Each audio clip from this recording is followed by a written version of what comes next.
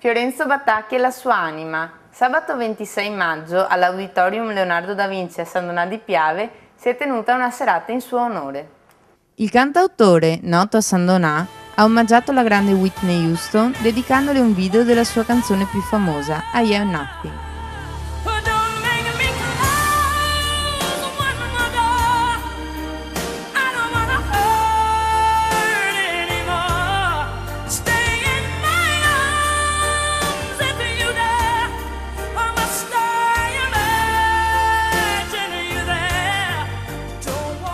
La serata è stata introdotta dall'organizzatore, il cavalier Livio Trevisiol, presidente del Lions Club di San Donà di Piave.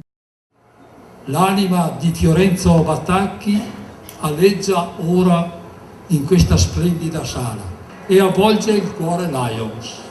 Anima aulica eterea di Fiorenzo, cuore generoso di Lions in simbiosi per un fine benefico.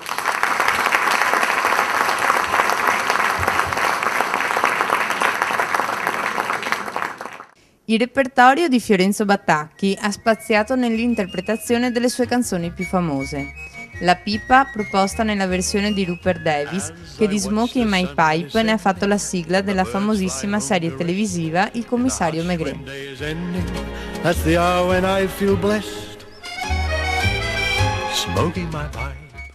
E Stivali col Bacco, cantata da Adriano Celentano nei suoi 3 album, Il Forestiero, Soli e Il Cuore e la Voce, per poi essere interpretata dai Gogol Bordello, dalla bellissima bionda Luana e da vari gruppi musicali dell'Europa dell'Est.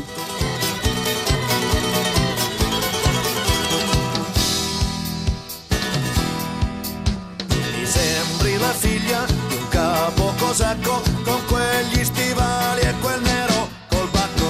Ai ai ai ai ai ai ai ai.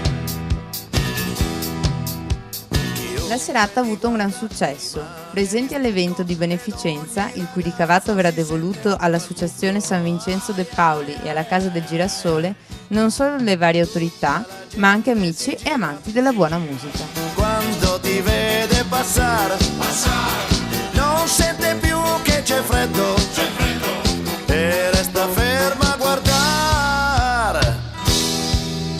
Sei alta, sei bionda, sei proprio uno spacco.